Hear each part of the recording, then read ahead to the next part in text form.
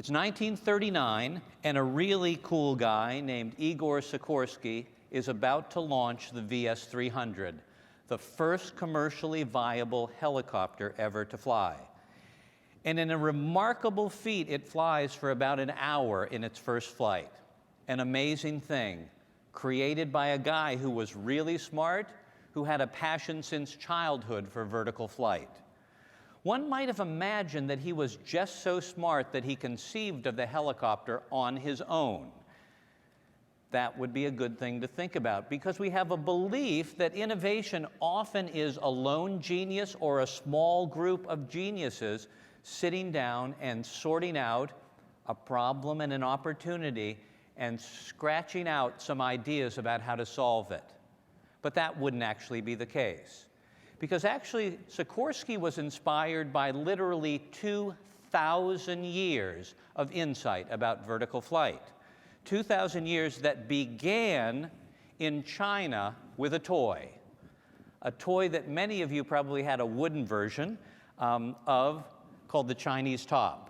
It was a toy that simply flew like a helicopter, and a toy that was found commonly in all of the markets of Europe, and Sikorsky, growing up in Russia, saw this toy and was fascinated by it.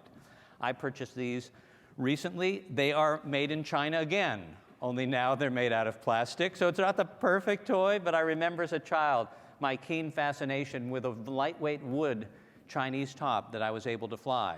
So Sikorsky saw that, and that inspired him, but he was inspired by other folks as well. We all know of a guy named Leonardo da Vinci, kind of a clever guy, okay? And many of you may have seen in school or just Googling, or you can Google now, Leonardo da Vinci helicopter. And so many of us knew that Leonardo da Vinci had created kind of a cool design for a helicopter. Not exactly what Sikorsky had envisioned, but a pretty interesting thing. And we might say, okay, so that guy, he really didn't need strangers. He was so darn clever, he could figure it out by himself. But one might also imagine that as he sat in Florence, that Leonardo da Vinci was influenced by these guys, dragonflies. Incredible creatures who had a keen ability to go straight up in the air, go straight forward, hover over a lily pad, then come straight down, then go up again, then actually go backwards as fast as they went forward, something a helicopter can't quite exactly do.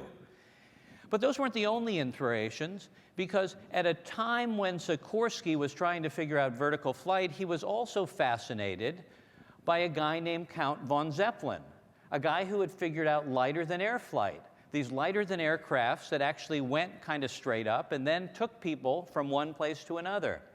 And in the 1920s, I don't know how many of you realize, but Zeppelins were a major mode of passenger transportation. And then there was something called the Hindenburg, which was pretty bad marketing for the Zeppelin industry. Sikorsky based his creation of a helicopter on 2,000 years of strangers thinking about something that mattered to him. And he combined his brilliance with an ability to put their eyes together. How many of you here have a car that won't collide with another car? Any of you? None of you? It's not possible? Well, in fact, for 50 years, the leading automotive engineers tried to figure out how to create cars that wouldn't collide. You know, and they brought together automotive engineers, really smart people, people at the top of their game, leading experts in the field of automotive design. But they struggled for a major, significant breakthrough. And then one day, a young researcher at the Nissan Research Lab, the southern island of Japan, came up with a breakthrough. Frustrated that bringing the usual people into the room didn't quite make it happen, he thought that maybe somewhere in the world there might be folks in a different discipline or walk of life who might truly understand how to solve this problem. He was advantaged by the fact that he lived along the sea.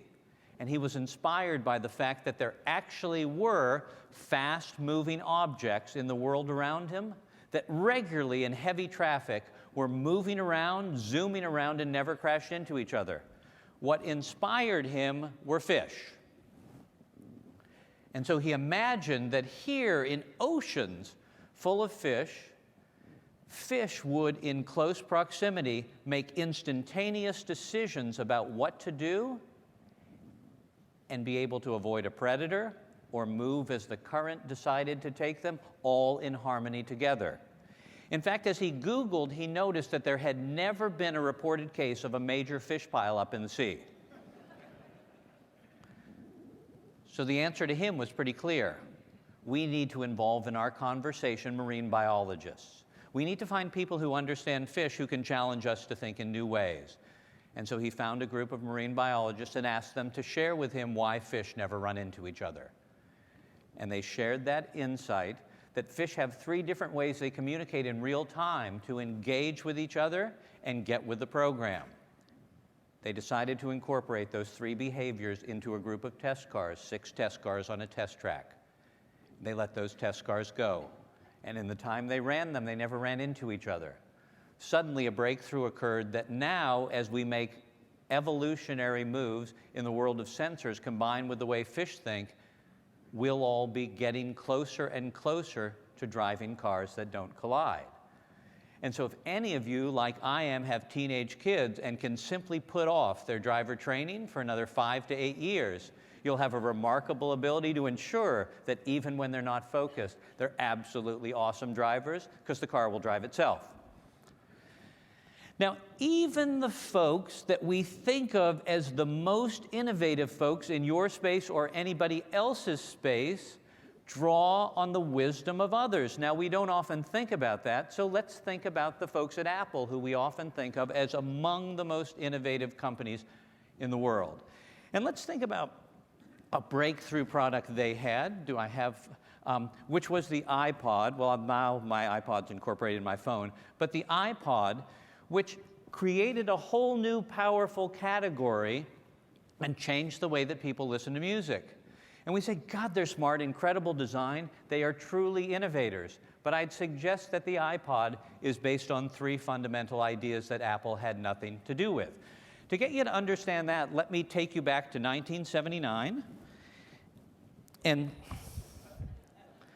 I know you guys are jealous. So it's 1979. And as I walk across the diag at the University of Michigan, I am the coolest person on campus. Because unlike anyone else, I have entertainment that is portable. Wait a second, let me check this song out here. Pink Floyd, that's awesome, I love that.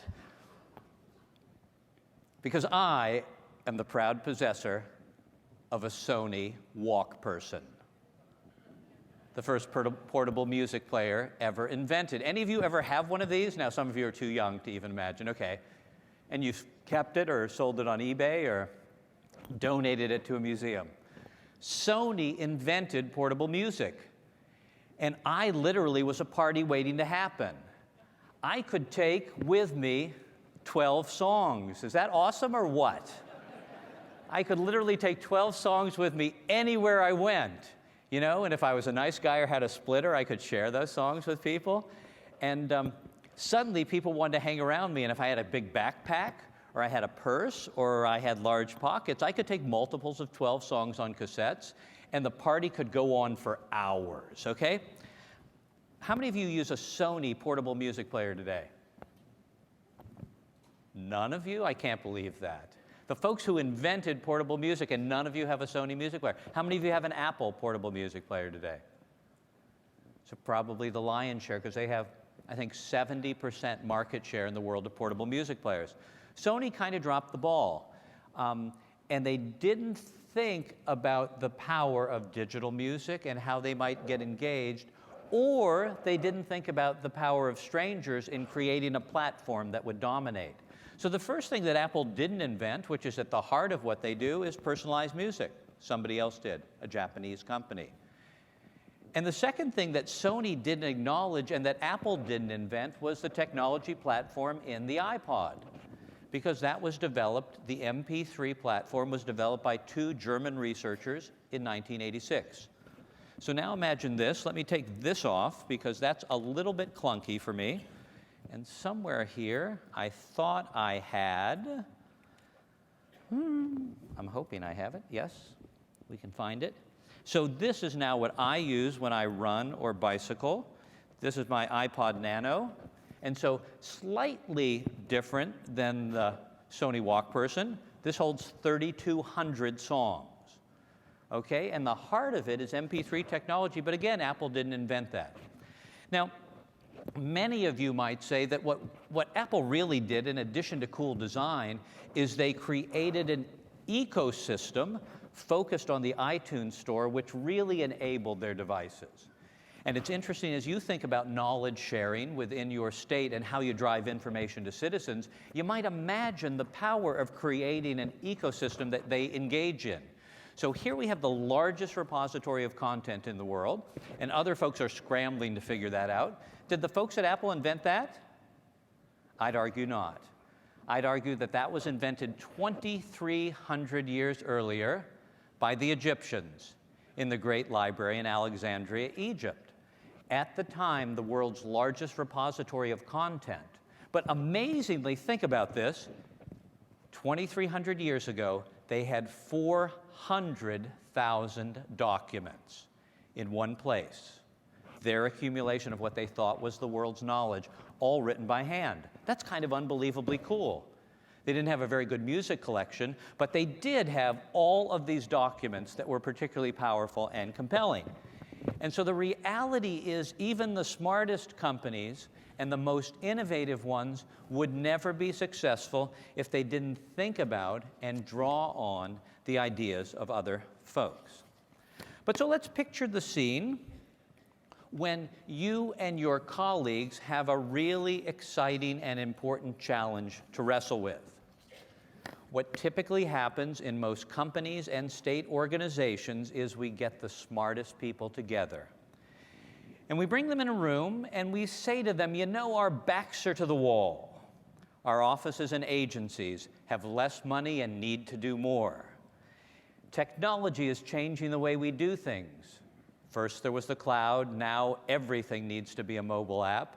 Now there are all kinds of cool technologies buzzing around this room and other places. And this thing called social media, we need to understand and engage. Plus, it's getting harder and harder to recruit talent.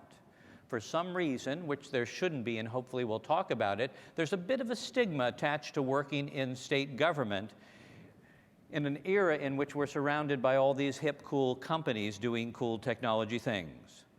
But in any event, we need way more innovation, and the folks in Washington are not helping us by shutting their government down. So in this light, does anyone here have an out-of-the-box idea? Has anybody ever been in a meeting like that? Has anybody ever uttered those words, got a group of intelligent people together and said, does anybody have an out-of-the-box idea? It's an awesome thing to say. And then what happens? Instantly, everybody raises their hand and makes unusual seal noises. Oh yeah! I have a brilliant idea. It doesn't work that way. If they'd had a brilliant idea, they actually might have offered it up a long time ago. But in the confines of that room, with the stress of trying to do something remarkable and new, most people reach for their cell phones. You know, I think a citizen is actually calling me. I'd love to stay here, but I really ought to go. But I know you guys are really smart. You'll figure it all out.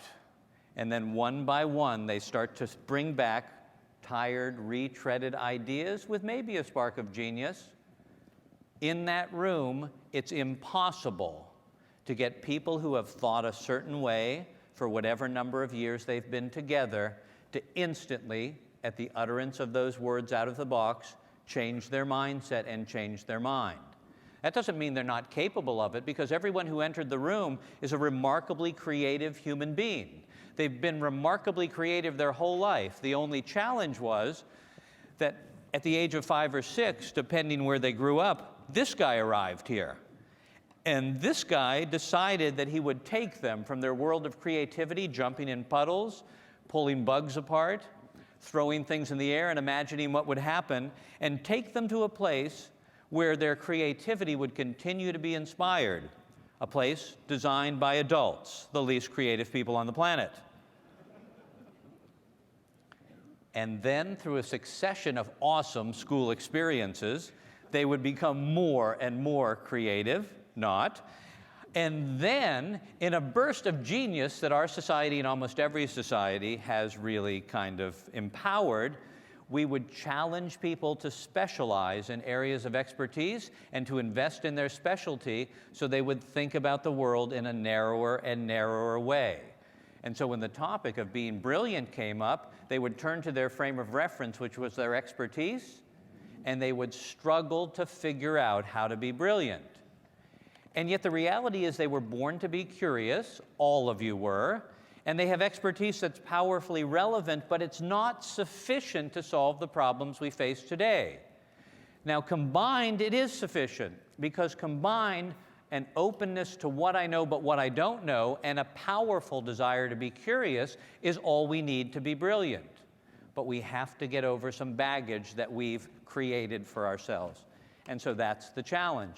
So in that room, it doesn't happen, but I could change the equation in every one of your rooms by doing one simple thing: getting everybody together, challenging them to understand the issue we face, and then sending them out in the world to look for ideas and inspiration in the community you're in all walks of life, in other businesses, in totally different industries, in the finest nonprofits, in the finest performing arts organizations, in the greatest museums that you have, in a dynamic neighborhood or a quiet park, in the activities and energy of the hottest new restaurant in town.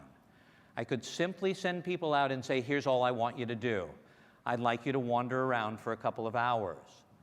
And I'd love you to find 2 or 3 or 4 places in which you believe something remarkable is happening. And I'd love you for a while not to think about what we do, but try and figure out why it's remarkable.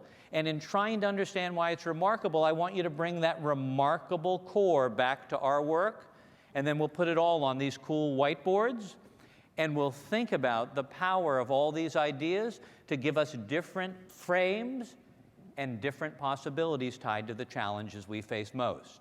And if you did that simple thing, you'd dramatically change the equation in all of your worlds. And if in the process people committed to connecting with strangers in new ways, you'd change the equation as well. But the reality is we're averse to doing that. We're averse to getting out of the office. We're averse to listening and learning from folks who do things that are very different than us. And we're kind of averse to strangers. We kind of were told that as kids. We were kind of told that strangers are dangerous and that we really shouldn't hang out with folks we don't know. And that's one of the biggest gaps in our ability to be brilliant.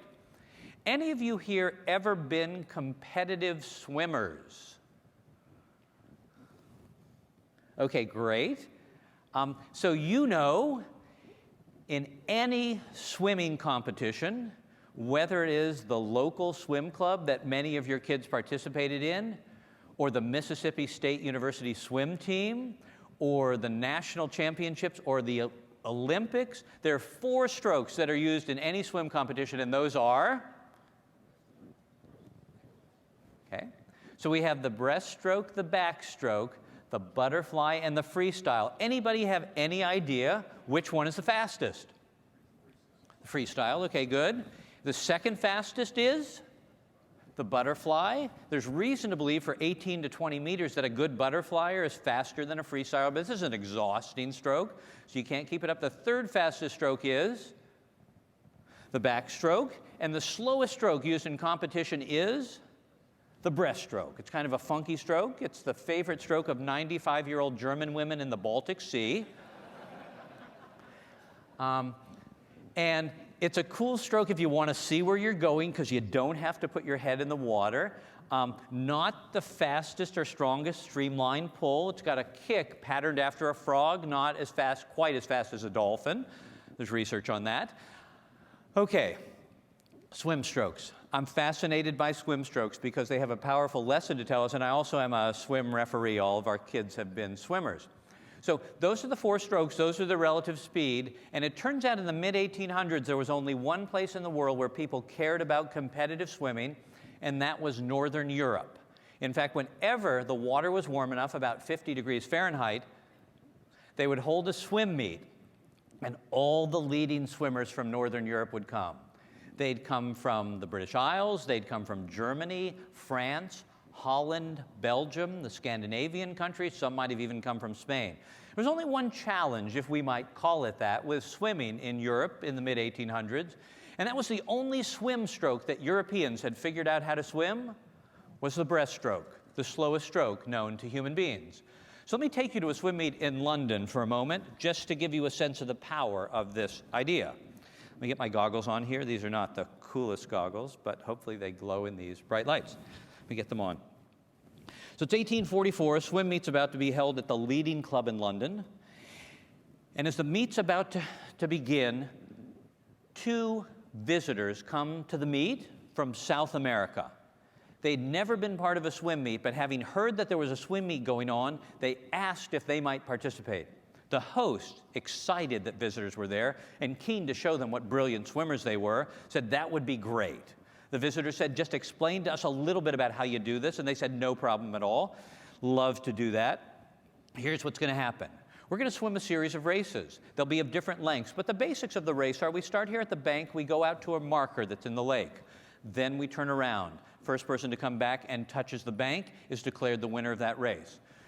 When the race is about to begin, we'll say, swimmers, take your mark. Then the referee will fire a gun. Don't worry, it's a blank, and it will be fired in the air. And then the race begins. They said that seemed pretty cool, and the referee began by saying, at the first race, swimmers, take your mark. The visitors looked around to see what the other folks were doing, and when they saw that the other folks got down, they got down too. The gun went off. They dove into the water. And within a few seconds, it was clear that these people were swimming something kind of odd and unusual. Bless their hearts, they were swimming a variation of the freestyle, the fastest stroke known to human beings. About halfway to the marker, the huge crowd assembled were staring at these people, going, oh my God, what are they doing, as they were way ahead. And in fact, they imagined that these folks would tire out, because that was the strangest way they'd ever seen people stay on top of the water. At the halfway mark, they were even farther ahead. And at the end of the race, they were way ahead, but patiently and encouragingly waited for the locals to arrive. At the end of the first race, the referee said, hey, you guys might be tired. If you'd like to take a break, that would be fine. They said, actually, we're not tired at all. If you don't mind, we'll swim again. And they won every single race they entered. At the end of the meet, one might have imagined that the hosts, having seen a better way to swim, might have invited these guests to stay and teach them how. But instead, they gave them their medals, wished them well, and then huddled to figure out how they could swim the breaststroke faster. So that the next time these visitors came, they would kick their butts. This went on for 29 years. Now, I know some of you are political appointees, so you actually don't have 29 years to learn a new stroke. Then, in 1873, a young man named John Trudgeon became the coach of a leading London swim club. He had never seen anybody swim the freestyle, but having heard from an older member of the club of the time that these visitors came and swam so fast, he had an important idea, an odd idea for his time. He said, if there's a faster way to swim, I would like to learn it. What was he smoking? What was this guy thinking? Come on, we have our own good stroke. It's awesome. We've been doing it forever. And so he went to South America, found people who could swim the freestyle, asked them to teach him, stayed there till he learned how to swim their stroke, drew detailed pictures of everything they did, which are in a museum today in London, and then came back and taught his young charges how to swim the freestyle. In the first meet they entered, they won every single race.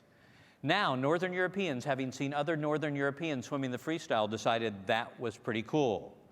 The world of swimming would be changed forever. What's most remarkable about this story is we now know in every corner of the world, in the Americas, in Africa, in South Asia, in East Asia, in Australia, and the islands of the Pacific, folks have been swimming a variation of the freestyle for 10,000 years. But the only place in which they cared about competitive swimming was the only place they had no idea how to swim fast. That's awesome, don't you think?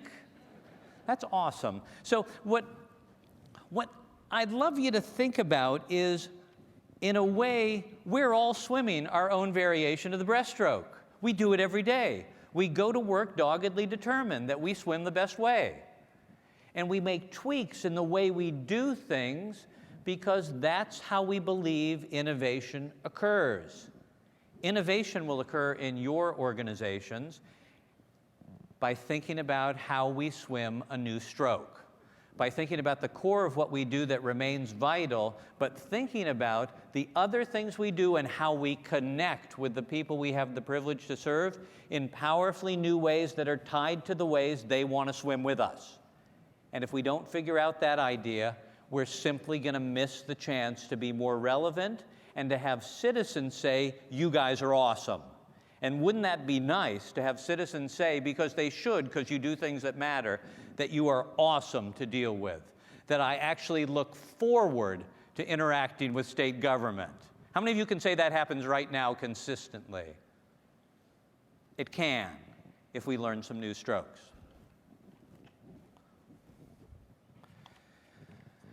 But we tend to be averse to folks even when they're right under our noses.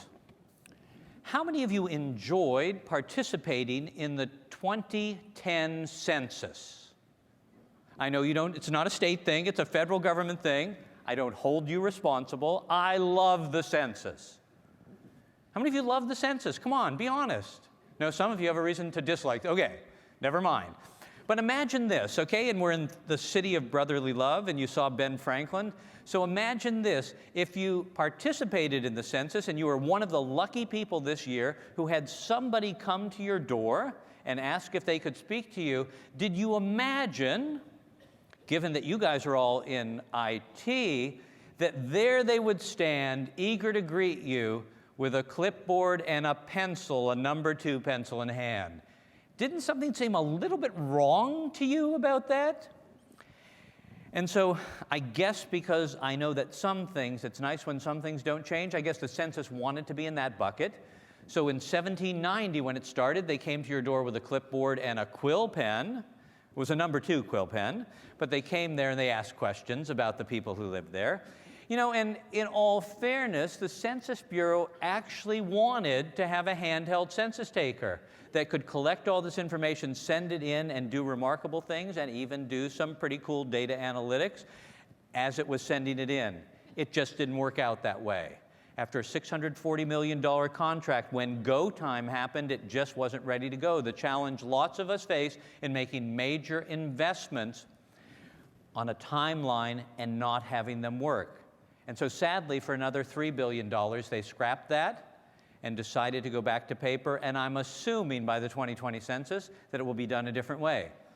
But at a meeting where I spoke to federal CIOs, at a table after the meeting, I was asked, when this topic came up, if anything could have been done differently. And I, given that I had a slightly divergent view and encouraged people to engage strangers, said, you know, what frustrates me most about this is the fact that your problem was solved already and that you saw it every day, but you decided not to notice it.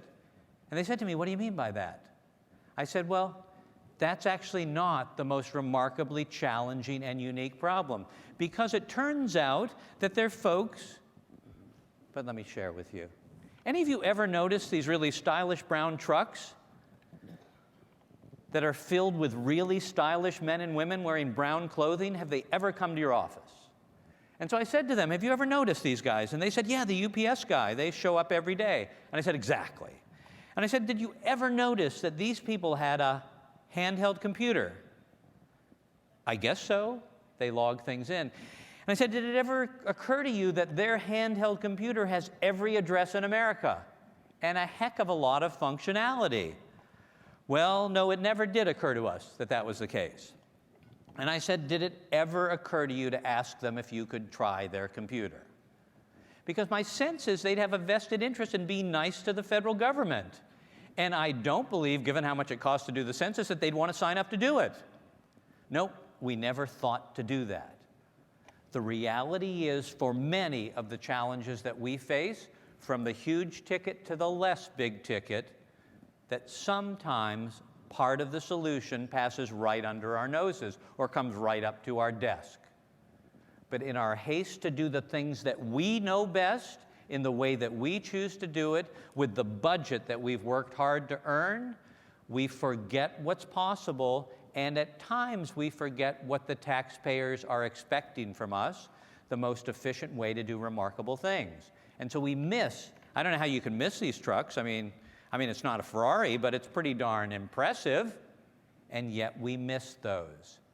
All it takes is lifting our head up and looking around. That's the fundamental lesson of innovation. The folks who lift their head up and look around are the folks who do remarkable things. And we can be those folks if we challenge ourselves to do that. Well, I'd like to share with you some ideas that are all around you that I believe could change the way you think about what you do. And so, but first let me suggest one other thing. In addition to being averse to strangers, I would argue that a lot of us are adverse to strangers in other departments of our own state governments. That we believe the folks in the other silos or pillars of excellence, or there probably are lots of, that would be a cool brainstorming thing to do, come up with all the cool names for people hanging out in their own organization. We believe that those people are weird, that they do weird things, that they think in weird ways, that they truly don't understand what we're trying to accomplish, and we avoid them. And I'd argue that we even treat the new hires who are so valuable to us as strangers, and we don't get the real power of all of those folks. How many of you in your organizations, governments, or corporations have orientation for new employees? Any of you? That's an awesome thing. You should be proud that there's orientation, because orientation is an awesome concept. It's where we take fresh new people with lots of cool new ideas, the most innovative people in our organization, because they haven't been there yet, and we systematically suck the brain right out of them. Okay? It's kind of like the original version of the movie Invasion of the Body Snatchers, you know? We put them at their desk, a pod forms around them, and then we ask them to do the cool stuff in their inbox. And what we do is we teach them exactly in orientation how we do things. These are our values. You didn't have access to the internet. You couldn't find that out before. These are the things we do. This is what we believe in, and this is the way we work. So if you can get with the program, you can be like the rest of us, I don't know, in a few months. Can you do that? You're smart. You ought to be able to. What a stupid idea. And we all do it. It's the stupidest idea that everybody believes is a brilliant idea. I'd rather swim the breaststroke, actually. Here's what we ought to do. We ought to, when a new employee arrives, do the following. We ought to say, you know, we have values. We have a way of doing things. I think part of it is pretty cool, but I guess we could be better even. Here's what we want you to do. For the first week or two that you're here, we want you to wander around and check us out. We want you to look at what we're doing, the things we're working on. We want you to attend any meeting you can. We've told everybody you're coming. We want you to knock on their door and go into their office or sit down at their cube or whatever the case is. And as you're doing it, all we ask you to do is the following. We want you to have a clipboard, and you can get them for 99 cents from Office Depot, Staples, or your favorite office supply store. And we want you on that clipboard to simply draw a line across like this and a line down like this. And we want you, as you're walking around, to write down every time you see us doing something where we're brilliant.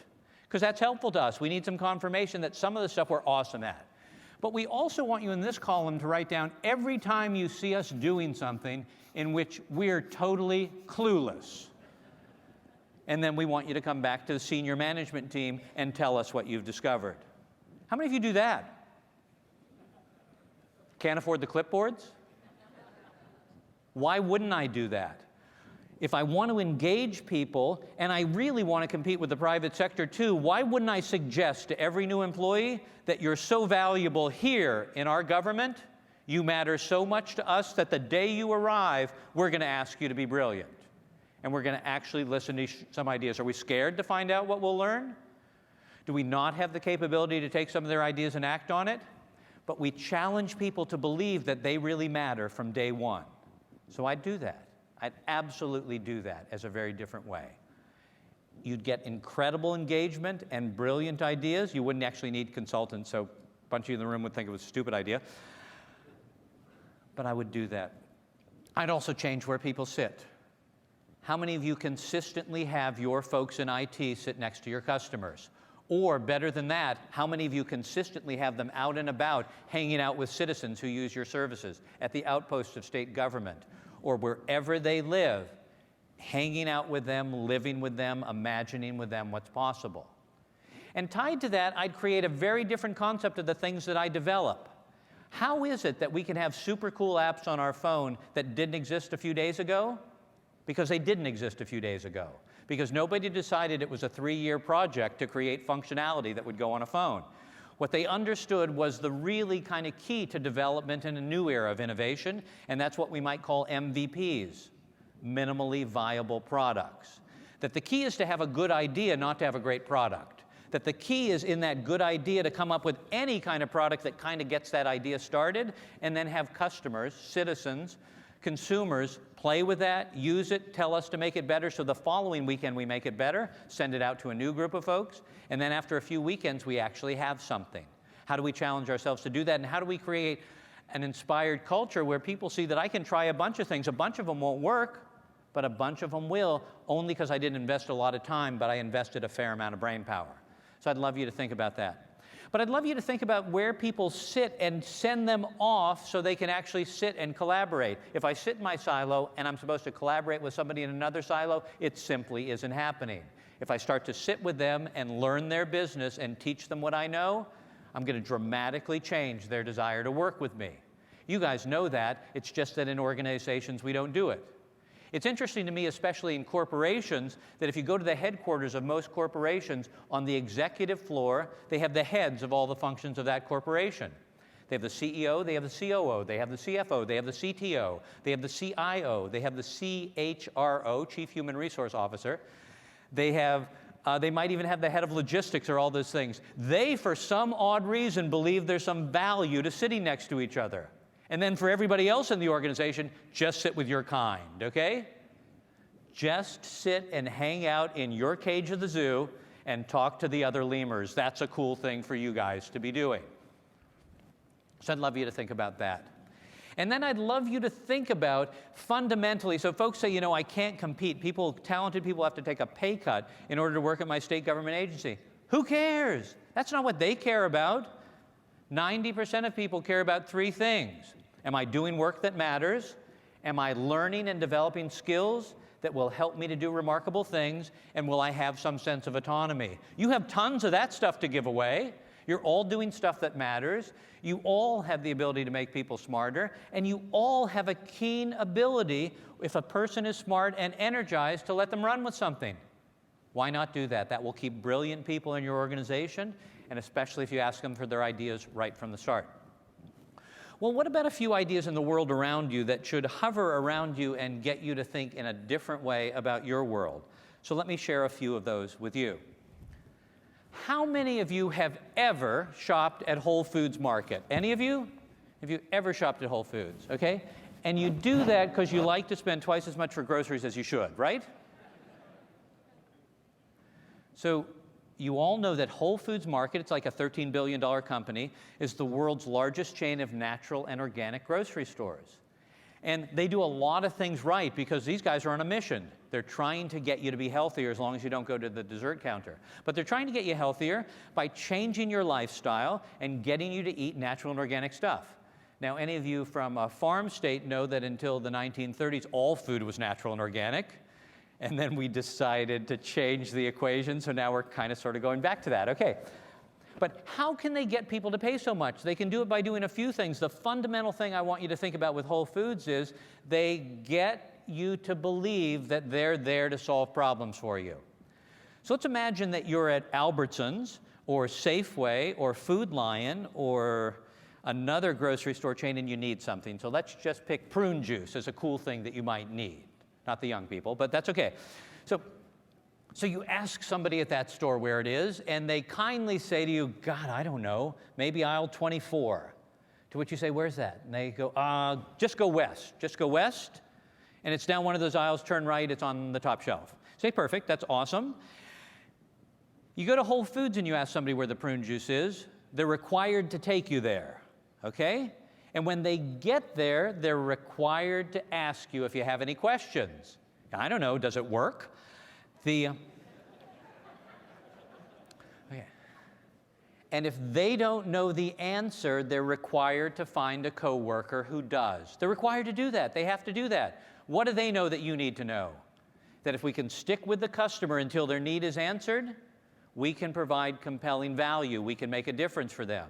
That if their first point of contact doesn't know the answer, but happily takes them, doesn't say, hey, let me put you on hold. When you get on hold, make sure you push the 17th option, and you'll get directed to somebody, then we change the equation. They suddenly believe I'm there for them. I live to meet their need. And that's just one lesson, but we don't have time to learn more from Whole Foods right now. If you're near a Whole Foods, just go there and think about the power of what they do. Okay, anybody ever shopped at IKEA?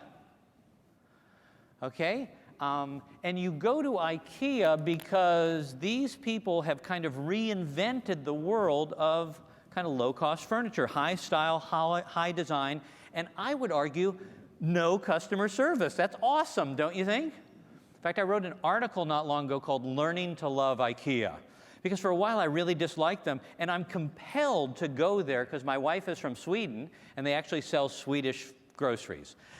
So I would go there, and you know, you enter IKEA, and once you enter, you're not allowed to leave, okay? So they've created the maze of magic in which you will literally pass by all 10,000 products found in this gorgeous catalog in room groupings, and once you've passed them all and filled your bag with stuff, little things that you absolutely don't need, then you're allowed to leave, okay? And as you're walking along, you'll notice all these people wearing really cool clothes. They're bright blue and bright yellow. Those are the national colors of Sweden, okay? And so I used to try and think about, other than the fact that they were the national colors of Sweden, was there a reason they wore those clothes? And I figured it out. It's so they'll know who else they're allowed to talk to. Each other, okay. Because it was next to impossible to get them to talk to me. You know, hey, customer, yeah, what's that mean? And so they would hang out and talk to each other. But IKEA, what they figured out, which is magic, is that it's all about you.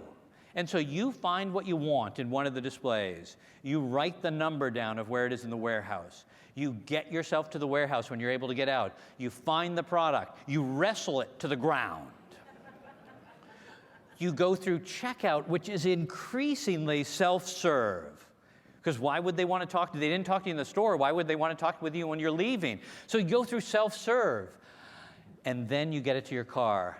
And don't worry, because you suddenly realize, gosh, it won't fit in my car and I have no roof racks. But the folks at IKEA, they have you covered. They have cardboard roof racks and string.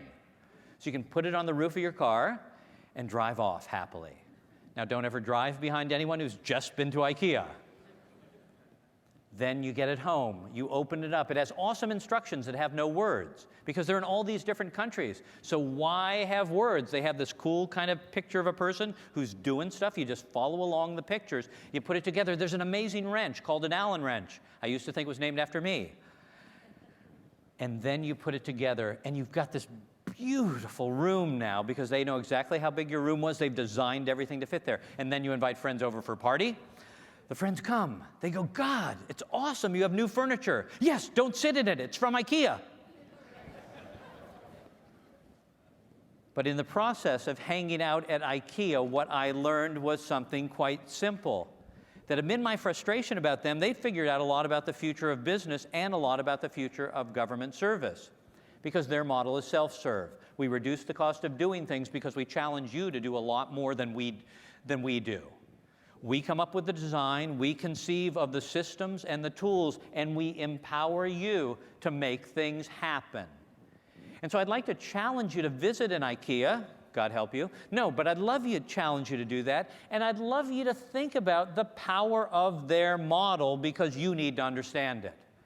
Because you need to figure out how you do the smartest things possible to be able to connect with and deliver value to customers, and that a key to your success might be getting customers, which is cool, especially with the new generation, to take more responsibility for their interactions with you and for doing the stuff that in the past we thought government needed to do for them.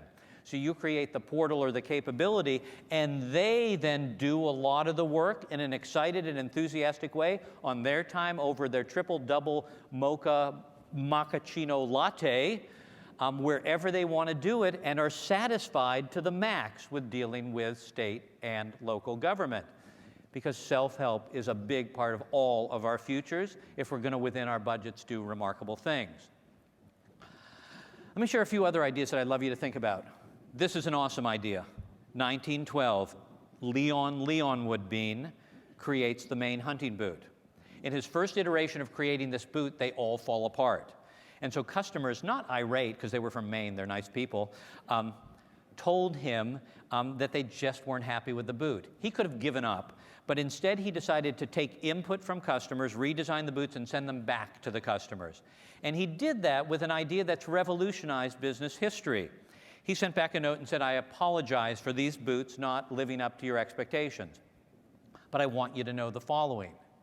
If at any time during the life of these boots that I send back to you, they don't live up to your expectations, I will gladly give you a new pair or refund your money, no questions asked." He had created in modern times the first unconditional guarantee of satisfaction, a belief that the customer decides when they're satisfied. So that's a shocking thing, because anything you buy from the LL Bean company, if you're not happy at any time, you can return it. They'll give you a replacement. That's kind of a cool idea, isn't it? And they must be going broke, aren't they? Actually, they're not, because roughly 1% of people will ever take advantage of them. So they believe being nice to consumers or being nice to citizens is just good business. People trust them. So I'd like to ask you, what might you guarantee that would get your customers really engaged in you? Is there some level of service or level of capability or level of knowledge and possibilities that you and your agencies might guarantee to the people you serve? Or from the vendor community that you might guarantee to the governments that you serve that changes the equation, that gets people to know you stand behind what you do? Because in a world in which people don't have time to do things more than once, the thought that you've figured out a way to get them to do it once and do it right is a powerful idea. Now, I would argue that in Milan, Michigan, there is a company that has figured out social media in an old industry better than almost all of us have, and that we can learn a lot from them as well. The company's called repairclinic.com, and I love to repair things. I hate to have people kind of doing stuff for me at an exorbitant cost. I like working with my hands, and so this takes me a long time through airport security to explain it, simply a lawnmower carburetor. And so this is to replace the carburetor in my Honda lawnmower, made in Ohio. And what's fascinating about the folks at repairclinic.com is not that they're one of 100 companies that sell appliance parts. It's that they've won by combining what they knew, appliance parts, with what a new generation knows, social media. They've created the repairclinics.com YouTube channel. It has over 1,000 videos of people just like us repairing appliances. And so the people just like us repairing appliances take up to 6 minutes to do that. When you get an appliance part, you're told what video is going to help you to replace it and repair it.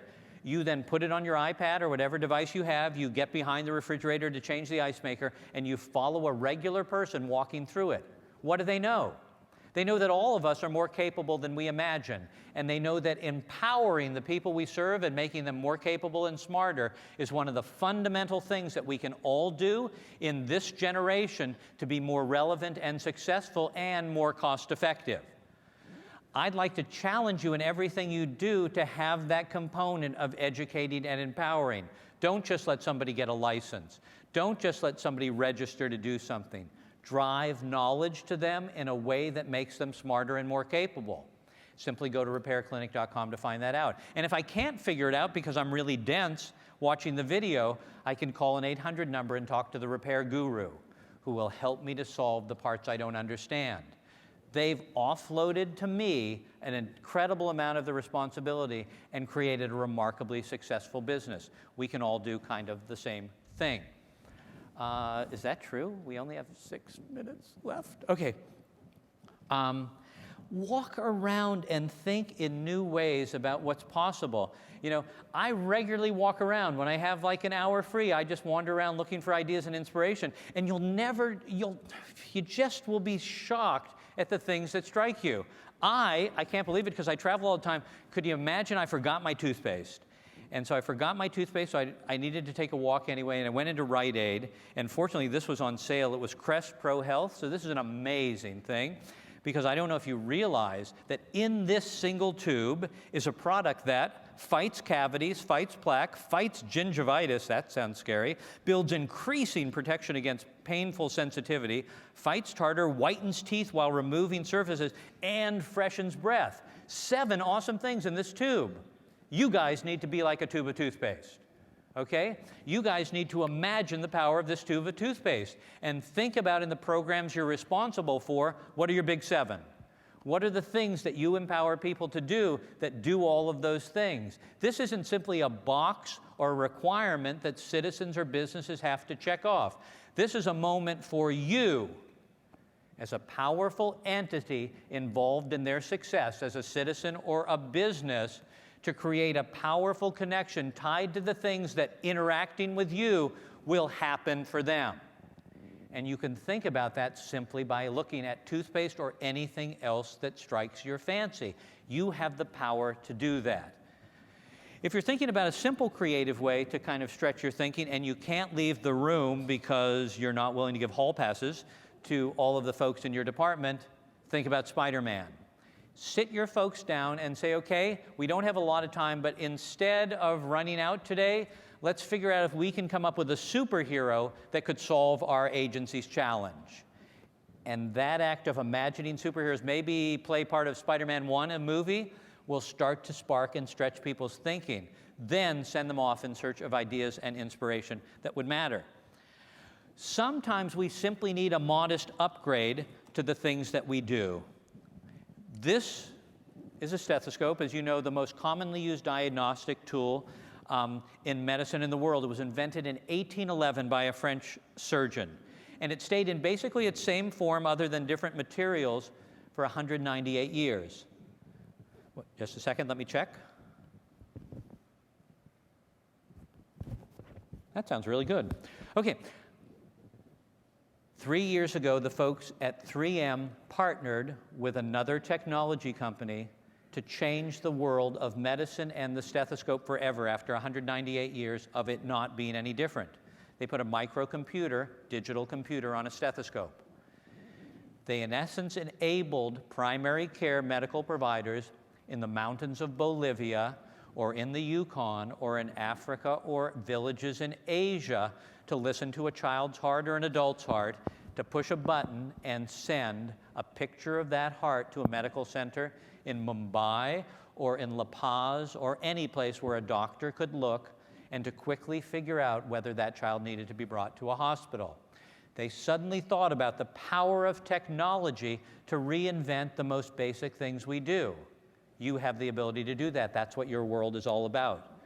You're only limited by your imagination and your ability to put things together that before never belonged. So let me share with you 7 kind of keys that I'd love you to think about. I'll share one last story. If we have moments for a question or two, I'll take those. Otherwise, as I said, I'll be out in the lobby or anywhere that you guys will be to talk with you. Here's 7 things I'd love you to think about.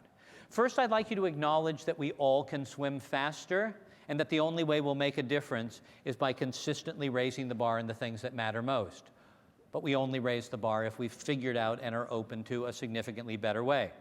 The second is that as leaders, your challenge in your organizations is to create a culture of curiosity and openness that first begins by being open and curious about all of the other folks in our governments and what they do and what they know and how we might work with them, and then extends to other folks in your industry, whom you're meeting here today, folks in other industries, and folks in all different walks of life.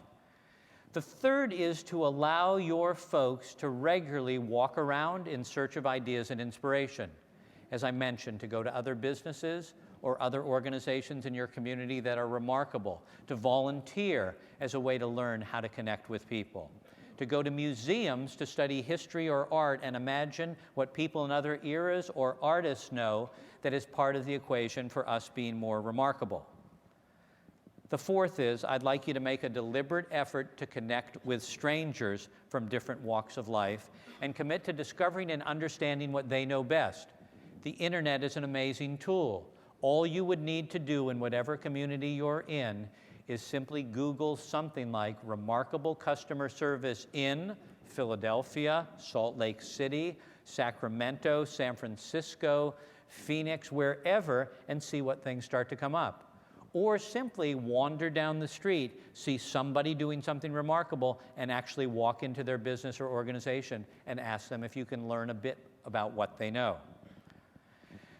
The fifth is that we know that people succeed when they hang out together and explore the world together. So if you have teams of people, I'm almost done. We can challenge them by hanging out together to come up with breakthroughs together. The sixth is don't take yes for an answer. When you think you've solved a problem, commit for the next 20 to 30 minutes to figuring out a way better way to do it. And the last is I'd love for all of you to put on your wall pictures of the folks you serve. Pictures of them in their moments of greatest pain and anguish, not necessarily that you've caused it, and pictures of them when their hopes and aspirations are achieved. That will constantly remind you of the power and necessity of innovation. Let me end with one quick story.